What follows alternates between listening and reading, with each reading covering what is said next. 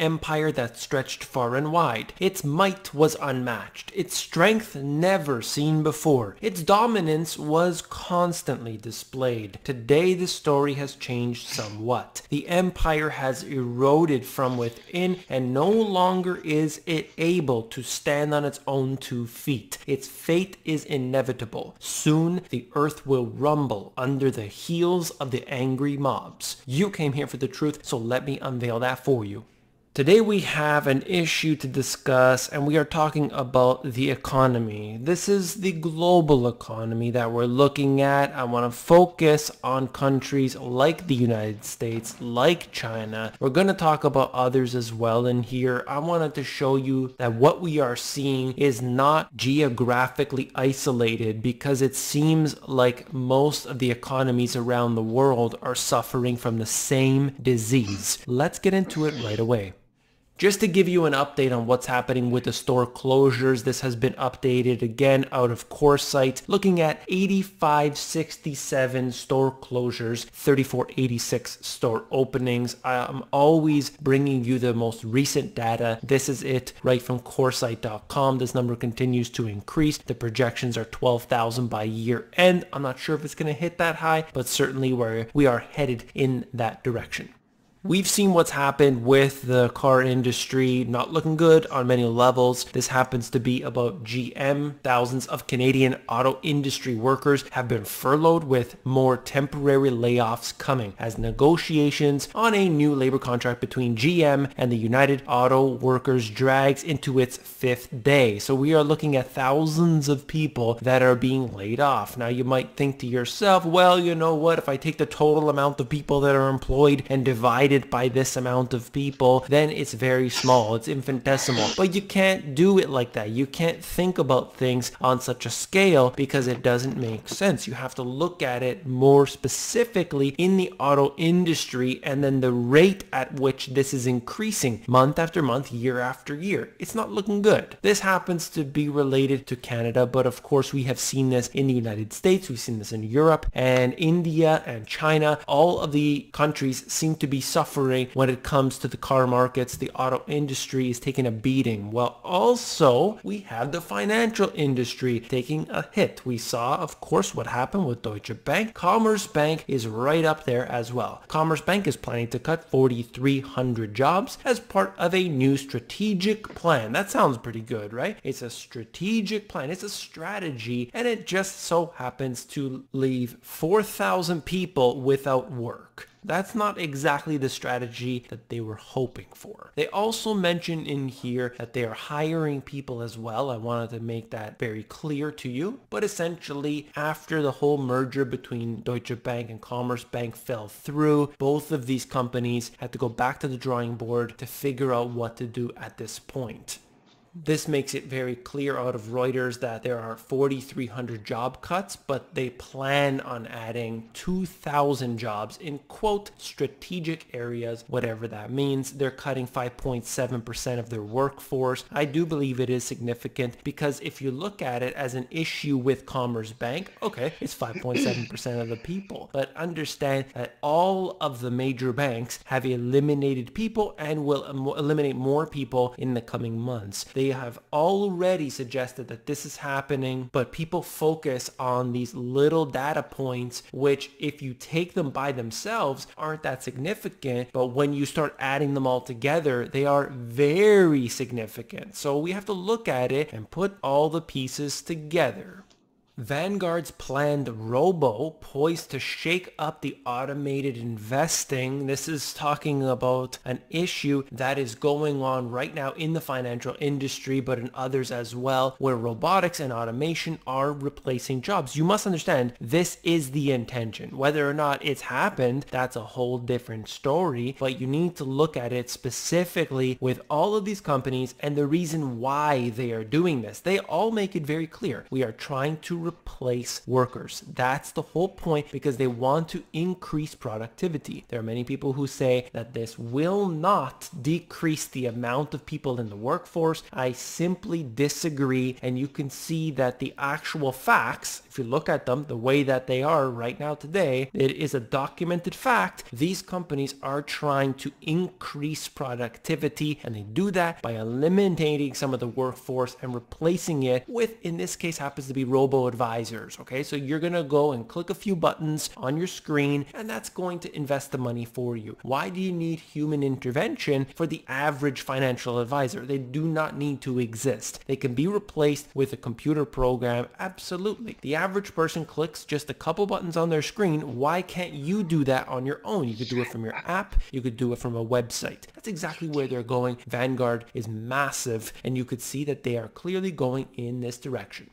Okay, so these two states lost the most manufacturing jobs in the past 12 months. We're talking about Pennsylvania, which is home to steel mills. The number of factory positions fell by 8,000. And in Wisconsin, the loss was just over 5,000. Not very good, because this is what we have been told for years now, that manufacturing is coming back. Everything's going to be fixed. Have no fear. It's all going to be taken care of. But we have yet to see that. The suggestion that manufacturing is coming back is simply no more than a lie. You can't ever bring manufacturing back without some fundamental change. They could bring it back if that was done by robots, if it was done by some sort of automated process, but not with humans. With the cost of healthcare and employees' pay rising the way it is, minimum wage, let's say, there's no way that the average company is going to be able to produce a product that is affordable to the consumer. Yes, you can have certain things, like if you buy something made in the United States that is a good quality performance machine, you're gonna pay top dollar for it, and you hope that this is something that will last a long period of time, and you're also supporting your own economy. That's great. However, people are cash strapped. A lot of times they are making the choice that is simply more affordable to them. They would love to support their own economy. However, look, if I just buy this one here, it's half the price, so I'm going to go with that. This is unfortunate right now today, the way that things have come to be, and unfortunately it only seems to be getting worse, not better. Michigan's 48,000 state workers notified of potential layoffs amid budget battle. This is from September 16th. I wanted to show it to you because it was all part of this video. However, I'm not sure if this is actually going to go through. We will see what happens. Not good, because you see these government workers, they get paid a lot of money. They have their pensions. They have what would be considered good jobs in general. And unfortunately, a lot of people are going to lose out in the future as they have to cut costs left, right, and center. Same thing's going to happen with pensions. The same thing is going to happen with a lot of institutions that exist today. They need to be eliminated, yet you will actually get less as a result. It's not going to be cutting so that you can keep your existing services and entitlements. They will be cutting those, and they will certainly be having to let a lot of people go. It's just the way it is. It's very difficult for China's economy to maintain 6% growth, according to the premier of China himself. Very difficult to maintain 6%. So basically right now, you can bet you're going to see less than 6% growth. This is how they are willing to acclimate the public to what's coming.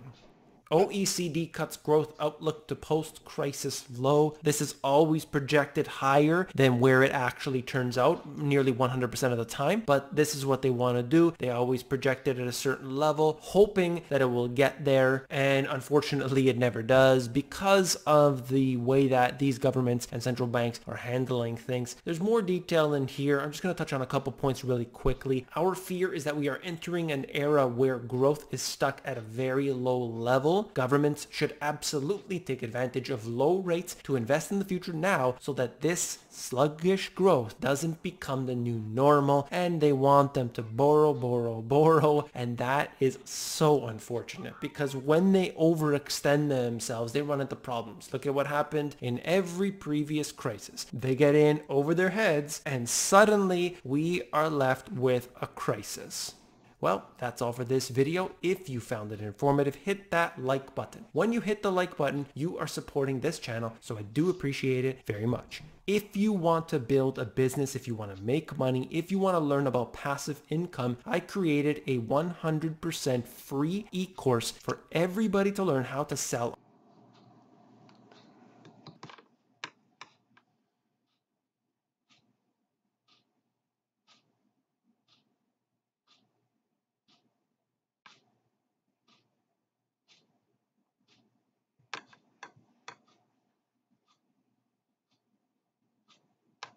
But today I'm going to show you it looks like they're going to get their wish. It's very important to understand what the Federal Reserve is not necessarily just telling everybody in their statements at the FOMC meeting, maybe in the meeting minutes that we'll get in the near future. We need to see what they're doing behind the scenes and make sense of it. They're going to tell you one thing. Sure, you can take what they say as the wholehearted truth, but I would suggest looking into it at another level.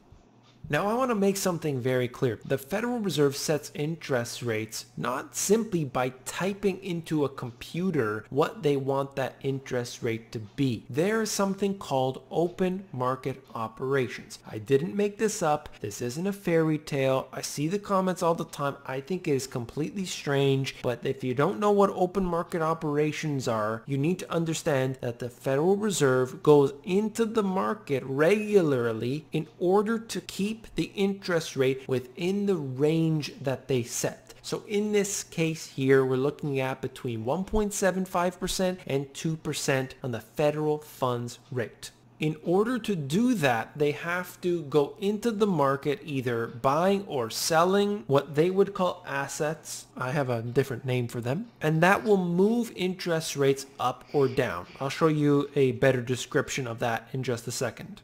What happened just a couple days ago was that it actually moved beyond the range of where they set. And the last time this happened was during the financial crisis. So that's kind of why it started to raise some red flags. People were getting concerned saying, hey, what's happening here? Ultimately, liquidity is a huge problem. Liquidity is everything. I'm speaking in, obviously, with generalities, trying to make it as simple as possible for everyone to understand. Just know that the Fed funds rate is set within a range, and they are actively manipulating the Fed funds rate by buying and selling these so-called assets.